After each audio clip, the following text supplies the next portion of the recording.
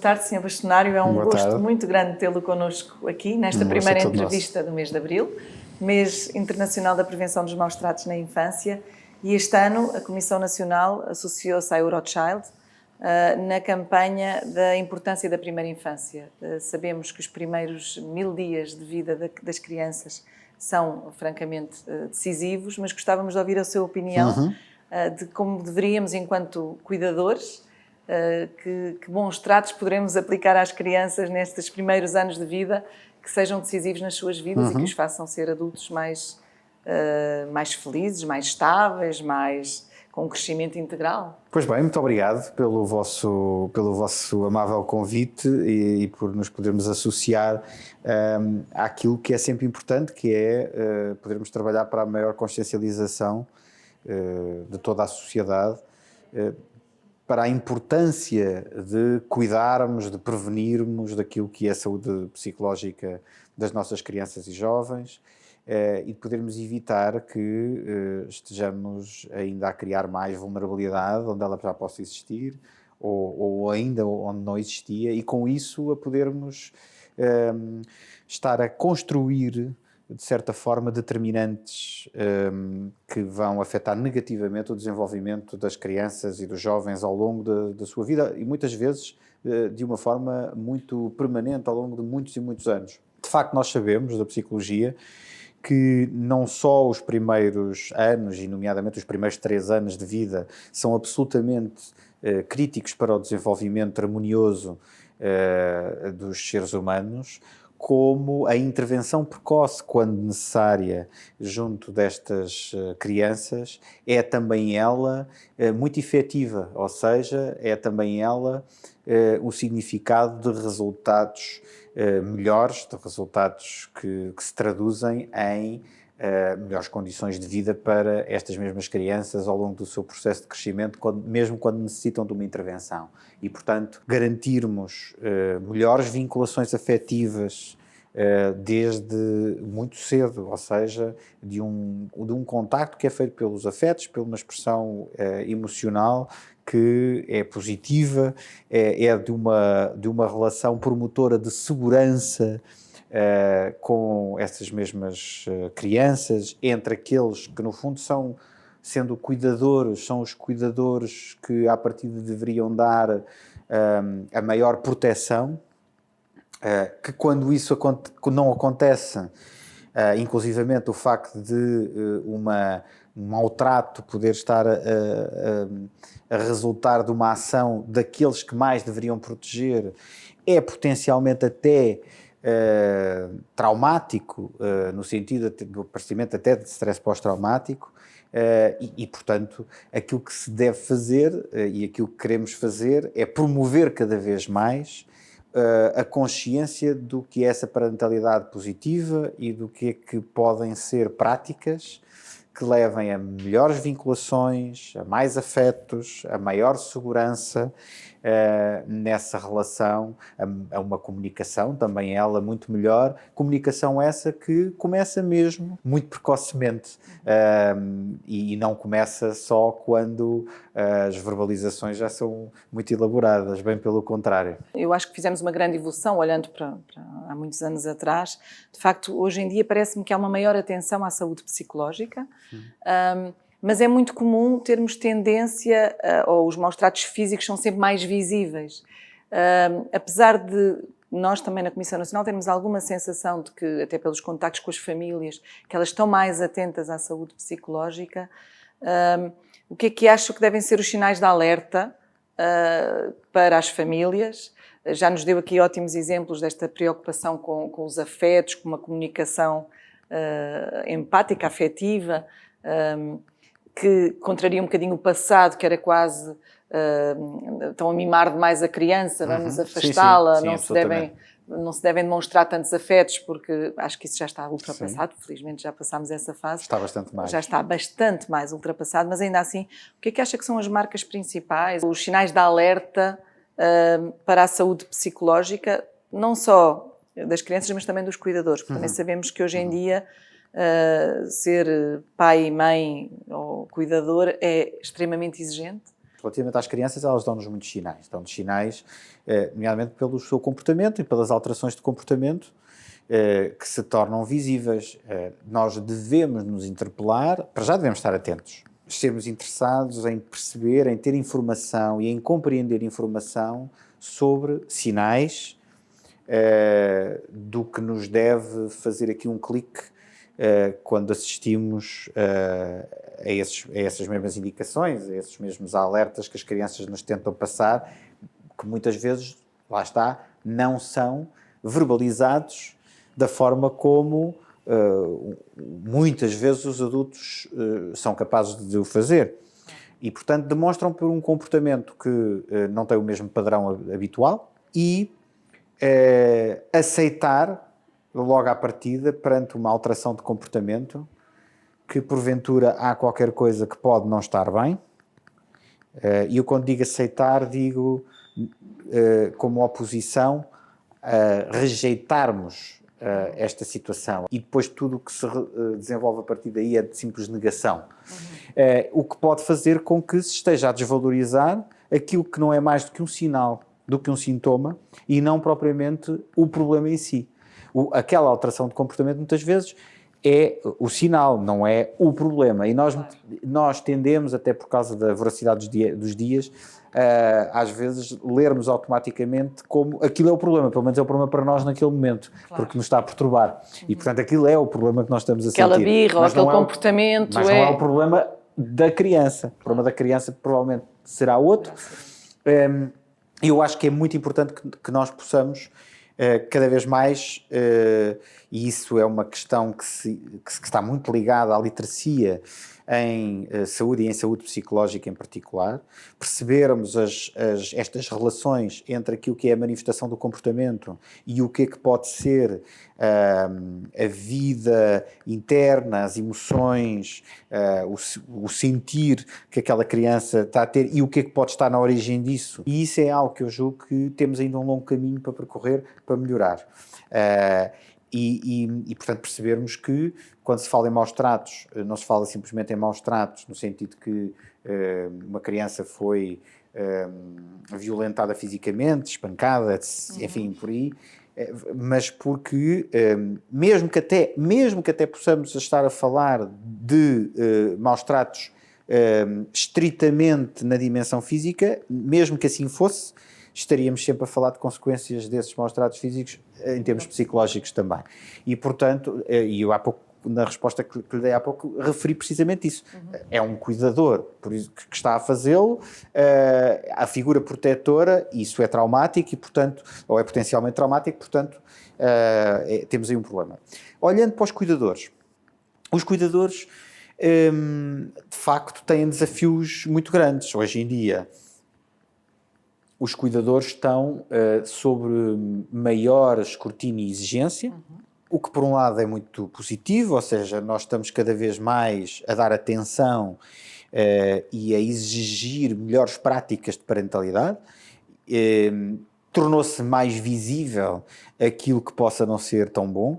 Julgo que é mais ou menos evidente que hoje em dia, se olhássemos para aquilo que eram as práticas normais de há 100 anos atrás, Sim, ficaríamos muito arrepiados com muita coisa. Portanto, de facto, há uma evolução muito grande do conhecimento científico, ou seja, a psicologia e o desenvolvimento do conhecimento na psicologia tem sido central para aquilo que é uma melhor compreensão sobre o que é que são os impactos no desenvolvimento da criança de determinadas práticas da parentalidade e, portanto, o que é que pode ser melhor nessas práticas de parentalidade. Há um grande contributo relativamente à dignidade do ser humano e, portanto, também da criança, que é inerente à própria ciência psicológica e por causa da sua grande preocupação em trabalhar para a autodeterminação e para a autonomia dos seres humanos e, portanto, também das crianças. E, nesse sentido, essa relação tem-nos trazido desafios que têm sido muito rápidos, apesar de tudo, na passagem de gerações para aquilo que hoje, enquanto cuidadores, temos que fazer. Eu acho que nós temos cada vez mais ter a consciência que muitos dos pais que têm práticas, por vezes, censuráveis, no sentido que não são corretas para o desenvolvimento das suas crianças e que as podem colocar em risco, são também eles, muitas vezes, ou foram vítimas de certa forma, têm limitações, às vezes são limitações até do ponto de vista cognitivo, mas sejam quais forem as limitações, são às vezes causadas por determinantes sociais que têm um grande impacto também na capacidade que estes pais têm para ter a parentalidade que gostaríamos todos que fosse possível. E essa limitação de contexto, no fundo... Mas é fundamental que estes pais possam ter ajuda ou que possam... Exatamente. Portanto, isto não é uma inevitabilidade, que a partir daí não se pode fazer nada, e, portanto, estas pessoas são pessoas que...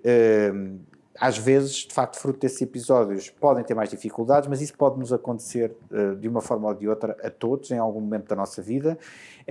E para isso, em determinados momentos, é preciso, porque nem todos nós conseguimos também por nós próprios recuperar e ir buscar as competências que nos estão a faltar naquela altura. Por vezes precisamos de apoio. Há ainda um certo mito, que também julgo que está mais ultrapassado, ou alguma resistência à procura de ajuda quando não se está bem. Também é verdade que a ajuda ainda não é uma ajuda generalizada do ponto de vista económico, ou seja, o apoio psicológico tão necessário ainda não consegue ser acessível a todas as famílias. Sim. Ainda assim, sei que a Ordem dos Psicólogos tem vindo a fazer um trabalho muito grande de proximidade e de tentativa de resposta destas situações. Que conselho poderia dar a famílias que, não tendo recursos para poderem procurar o apoio psicológico que necessitam, mas tendo, obviamente, todos os sintomas necessários para poderem procurar ajuda, onde é que se podem dirigir? É fácil, não é fácil? De facto, toca num ponto essencial. A saúde psicológica, quando nasce, infelizmente, não nasce para todos. E, portanto, há, de facto, uma necessidade de tornarmos acessível, muito mais acessível, o apoio psicológico. E eu gostava de deixar muito clara esta ideia. Os dados vão-nos demonstrando cada vez mais que a questão do estigma que refere na pergunta é uma questão que se ultrapassa da melhor forma, criando acessibilidade. Não se trata tanto, embora há um contributo, certamente, informativo, de sensibilização, que tem o seu papel, mas a questão mais determinante, hoje em dia, é o acesso. Costumo até dar um exemplo, que agora temos para dar, muito recente, que permite perceber isso.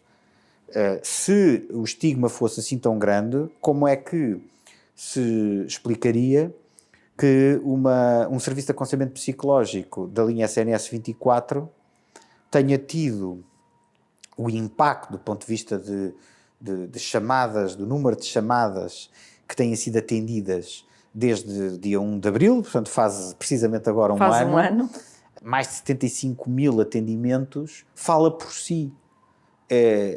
Onde é que está o estigma?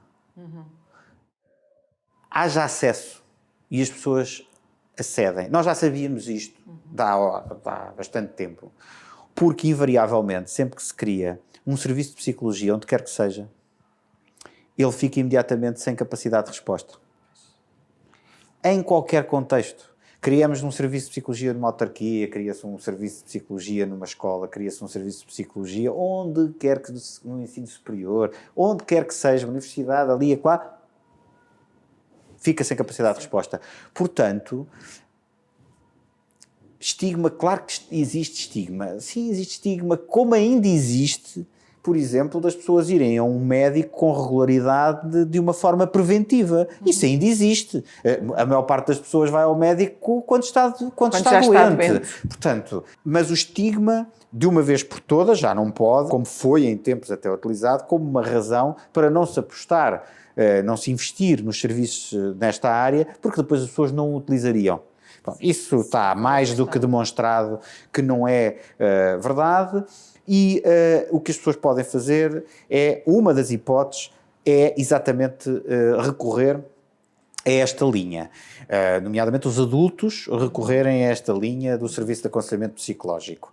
É pelo menos uma resposta que está 24 horas por dia, 7 dias por semana, à disposição, gratuita, universal, portanto, e isso é realmente uma mais-valia e um passo muito importante face ao que tínhamos. Infelizmente, este tipo de serviços, por definição, permite apenas uma intervenção muito breve para determinado tipo de situações. Claro. E depois precisa de encaminhar, de referenciar, e aqui começa o problema.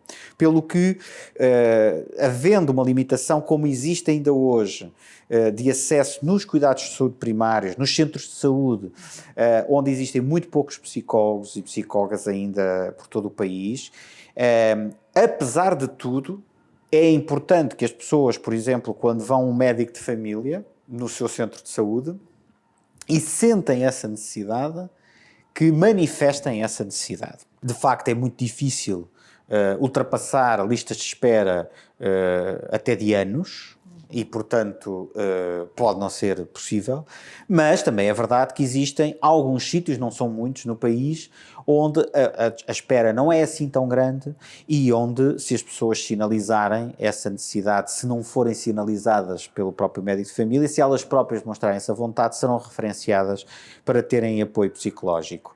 E isso é importante que aconteça. E depois, em algumas autarquias, as autarquias têm feito um esforço grande, muito grande aliás, de às vezes contornarem estas dificuldades de acesso, criando elas próprias respostas que sejam um bocadinho alternativas para a resposta que era necessária existir no sítio onde devia existir, que era no centro de saúde.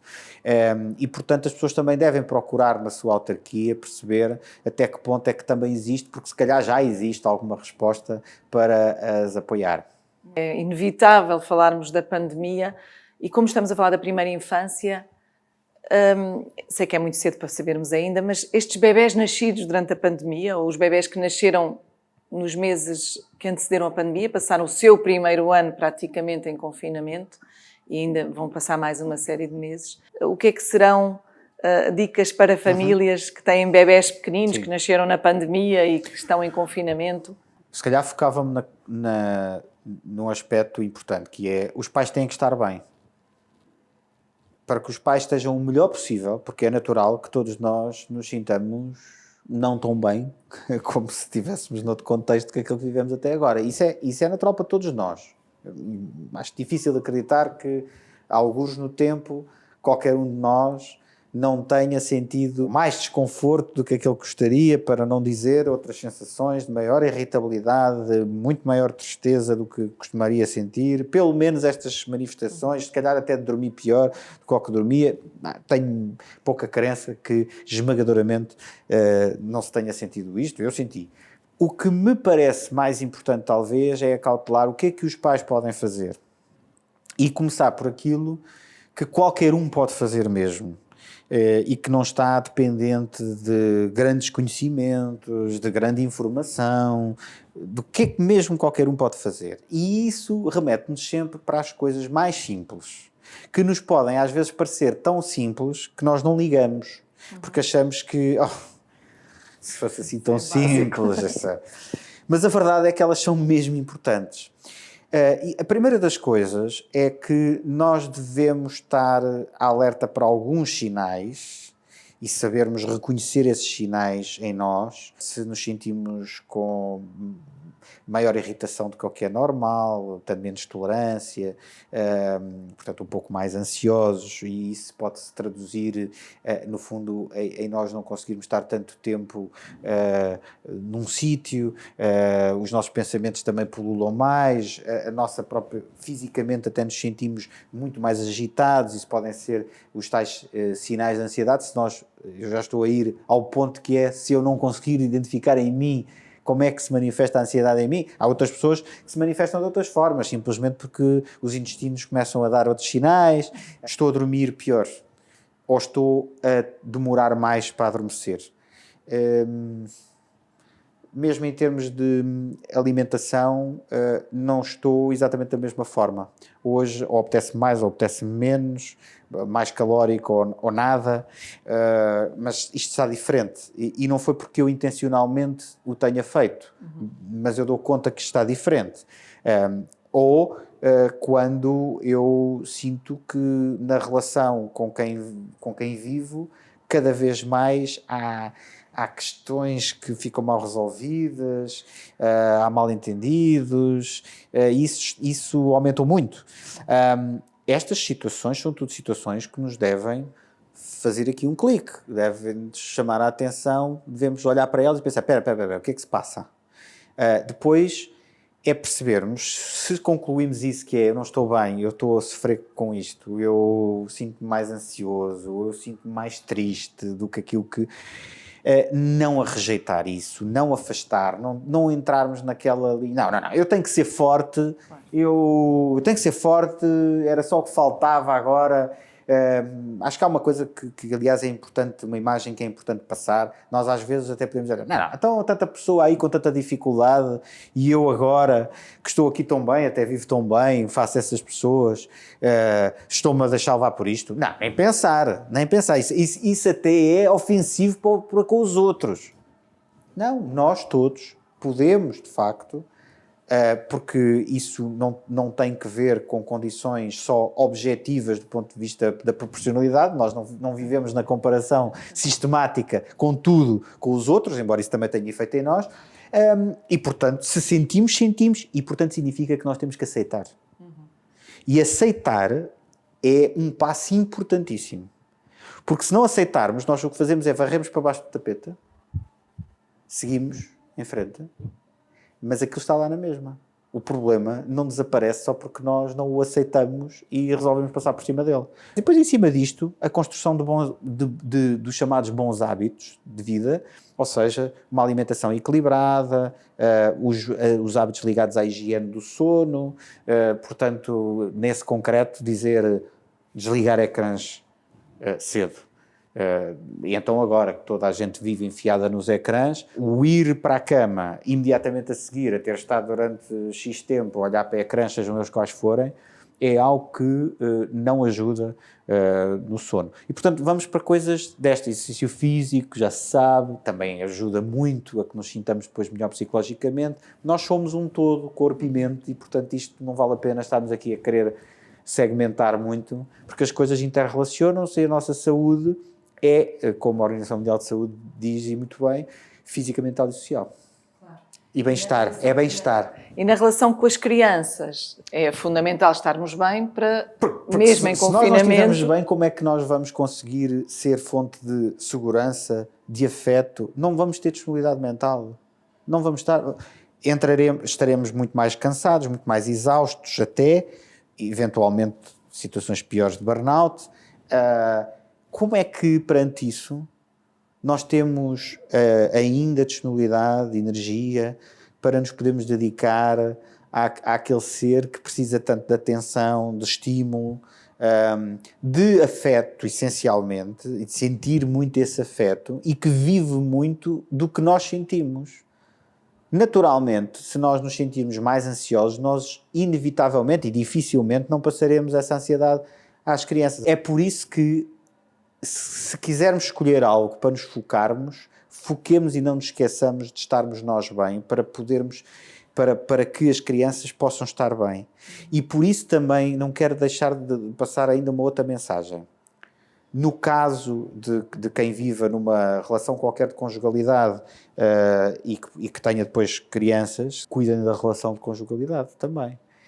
Porque a lógica que às vezes se segue vezes demais, de vamos nos focar agora nas crianças e depois logo se vê na nossa relação, porque isso tem tempo, pode ser um grande tiro, mais do que no pé, pode ser um tiro na cabeça. E portanto cuidado com isto, porque se esta relação não estiver bem, e antes disso, se nós individualmente não estivermos bem, é difícil depois verdadeiramente, por muito nos foquemos, podemos nos focar muito, mas focar mal. Claro. portanto, isto não é uma questão de quantidade e de nos focarmos muito na criança, é uma questão de nos focarmos bem. Que medidas é que acha que a Ordem dos Psicólogos, nesta fase quase, esperemos nós, de pós-pandemia, que seriam fundamentais para que a sociedade e para que as crianças em concreto, crianças que nasceram e não conhecem ainda uma relação de grande interação com os outros, a não ser com a sua família nuclear, que medidas é que acha que deveriam ser levadas a cabo? Por várias entidades, até pela Comissão Nacional, se assim quiser. Eu talvez separasse isto em 3 grandes áreas. Aquelas medidas que são de acessibilidade de geral, e portanto sobre isso não me querendo alongar muito porque já falámos, trata-se de garantir que existe acesso aos serviços prestados nesta área de apoio dos psicólogos e das psicólogas. Falando particularmente das comissões de proteção, eu acho que têm que existir mais meios para o funcionamento, ou seja, para as condições do trabalho efetivo. E os psicólogos são fundamentais na constituição das comissões. Seja para o trabalho dos psicólogos existirem essas condições, seja para o trabalho dos outros técnicos nas equipas, que necessariamente são equipas multidisciplinares onde os psicólogos trabalham, possam ter essas condições, as coisas aí têm que melhorar. Ainda há muitas situações de trabalho em condições paupérrimas para aquilo que tem que ser feito. No que diz respeito à comunidade e ao trabalho que pode e deve ser feito de empoderamento das comunidades, com diferentes tipos de respostas, sejam de programas preventivos que podem funcionar, de sensibilização, por exemplo, mas até ao nível local, e que podem ser muito importantes até na criação de redes que não só deem suporte, mas que ajudem a detectar situações precocemente. E quando eu digo detectar situações precocemente, não me estou a referir pura e simplesmente a detectar situações onde os maus tratos já existam. Estamos a falar de detectar situações que são potenciadoras e por isso estamos a prevenir. E depois, a nível... apontando mais ao nível individual ou das famílias, e é aqui que entra mesmo bem aplicada a ideia da resiliência, é desenvolver competências nas pessoas para que elas consigam autonomamente lidar melhor com, às vezes, as enormes dificuldades que têm no dia-a-dia. Se eu tiver uma família que viva com grandes carências económicas, isto afeta determinantemente o seu bem-estar físico e psicológico e social. Mas isto limita a sua capacidade cognitiva. Sabemos que há uma relação nas limitações de capacidade cognitiva com o aparecimento de maus tratos, é potenciador do surgimento de problemas psicológicos e alimenta um ciclo vicioso que faz, em alguns casos, com que tenhamos famílias há 4, 5 gerações em Portugal sem sair de pobreza. Nós precisamos de autonomização, precisamos para a autonomização de capacitação e por isso precisamos de apostar muito mais no desenvolvimento das competências das pessoas, parentais e pessoais, porque há uma interligação muito grande aqui. E aí é que me parece que é a grande lacuna, eu não encontro isso no Plano de Recuperação e Resiliência e julgo que essa seria uma base para tudo. Nós não vamos ter economia recuperada com a eficiência nessa recuperação que poderíamos ter, com a rapidez que poderíamos ter e com o menor sofrimento que poderíamos ter das pessoas que são elas que vão fazer a recuperação das empresas, são elas que vão ser consumidores e que vão recuperar a economia. Portanto, aí está a falhar. Portanto, a aposta no desenvolvimento dessas competências, no apoio às pessoas, da literacia. Por exemplo, estamos a estimular o desenvolvimento de literacia ao nível local. Criámos um programa voltado mesmo para as autarquias, que está a ser implementado pelas nossas delegações regionais, de promoção da saúde mental ao nível local, no fundo utilizando um conjunto de instrumentos informativos que nós desenvolvemos, mas depois a ideia é que, dependendo das realidades contextuais diferenciadas de cada município, possam desenvolver depois em conjunto connosco uma outra dimensão de atuação voltada para essas especificidades e com este objetivo de promover conhecimento sobre como é que nós funcionamos, lá está como começou a nossa entrevista, nesta lógica de corpo, mente, de como é que funciona comportamentos, pensamentos, emoções e portanto, literacia psicológica, que será também ela um fator de contribuinte para que tenhamos mais saúde psicológica no futuro, tenhamos certamente menos maus tratos das crianças também no futuro. E, portanto, estes 3 níveis, sendo que não referi isto, muito importante, ao nível da comunidade, a questão das escolas, que é fundamental. Aliás, as comissões de proteção costumam funcionar muito nesta articulação também, com as escolas. E ao nível das escolas, potenciarmos cada vez mais. Lá está, mais uma vez, a lógica do desenvolvimento das competências socioemocionais. Nós também temos tentado contribuir, nós, Ordem, com um estímulo às escolas para o desenvolvimento de boas práticas, reconhecendo-lhes as boas práticas, com um programa que nós temos que é o Escola Saudavelmente, e que tem crescido de edição para edição e tem tido mais adesão e tem permitido também apoiar aquilo que é o desenvolvimento dessas práticas, muitas vezes, enfim, não são desenvolvidas só pelos psicólogos, mas onde os psicólogos são um elemento mobilizador, dos recursos que a comunidade educativa tem para o desenvolvimento dessas competências socioemocionais e com isso termos prevenção, detecção precoce, etc., que é fundamental. Este tema da prevenção dos maus tratos. O nosso slogan, serei o que me deres, que seja amor, quer muito passar esta mensagem de que se nada fizermos, vamos replicar aquilo que aprendemos e, portanto, aquilo que nos dão será o que nós vamos produzir. Também lhe concorda com sim, a afirmação? Sim, há uma base de evidência científica, de facto, para isso. De facto, há padrões de replicabilidade que por vezes se assistem e eu acho que é bem conseguido o vosso mote. Para terminar, só focar, também chamar a atenção, porque os maus tratos são transversais a todas as classes sociais, referiu muito e sem dúvida e muito bem a questão da pobreza, mas temos maus tratos também nas classes sociais muito mais elevadas e essas muitas vezes muito ligadas à questão da saúde mental. Aquilo que tem sido a nossa experiência tem trazido ali alguma conexão com a saúde mental.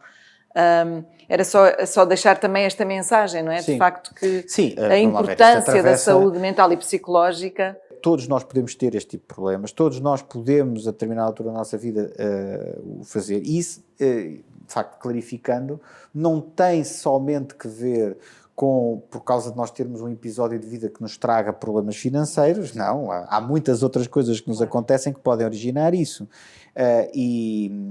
E para além até, eu gostaria até de ir para além da questão da perturbação mental ou de problemas psicológicos que possam existir, às vezes há acontecimentos que estão simultaneamente às vezes também na origem de certos problemas psicológicos que são desencadeantes de maus tratos, noutros tratos sociais, como é evidente, e aí uma outra área que é transversalmente importante do ponto de vista preventivo, que é a questão do trabalho e o que é que acontece no trabalho e como é que isso depois repercute nas pessoas, e isso não tem que ver somente com quanto é que as pessoas ganham. Claro. E essa sim é uma falácia, que é a ideia de que se as pessoas ganharem bem, seja isso o que for, porque isso dependerá de pessoa para pessoa, mas se as pessoas ganharem bem, não haverá esse problema e, portanto, as pessoas vão se sentir muito bem com o trabalho e logo não haverá daí repercussões para mais nada. Quando não é bem assim, e portanto nós precisamos para o nosso bem-estar no trabalho de outras coisas. Se esse bem-estar estiver afetado, torna-se uma vulnerabilidade para que, se por acaso também outras competências não estiverem assim tão desenvolvidas quanto isso, se tornem mais emergentes ou que certos problemas mais latentes possam nessa altura aparecer. E isso pode acontecer em teoria pode acontecer com qualquer um de nós também, não é? Portanto, Dr. Francisco Rodrigues, muito obrigada por ter aceito o desafio para estar aqui connosco nesta tarde. Tivemos o Sr. Bastonário da Ordem dos Psicólogos, foi um gosto tê-lo aqui connosco. A Comissão Nacional e a Ordem dos Psicólogos têm vindo a desenvolver parceria, iremos continuar certamente cada vez mais próximos. Muito obrigada pelo trabalho que fazem e muito obrigada pelo que fazem às crianças. Muito obrigado pelo vosso trabalho também. Obrigado. Obrigada.